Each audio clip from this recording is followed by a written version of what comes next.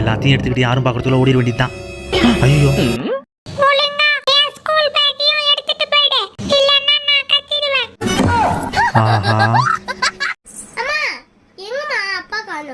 செல்லம், அப்பா ஐஸ்கிரீம் வாங்க கடைக்கு போயிருக்காங்க செல்லம்.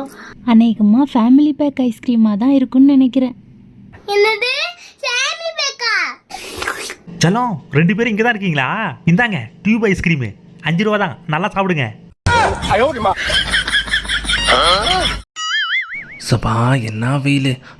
ஃப்ரிட்ஜி அப்பா இவ்ளோ வேகமா எங்க போகுது? உள்ள எது இருந்தாலும் எடுத்து குடிச்சிட வேண்டியதுதான். ஹை 7 இது போதும். இது வேற திறக்கவே முடியல. தண்ணி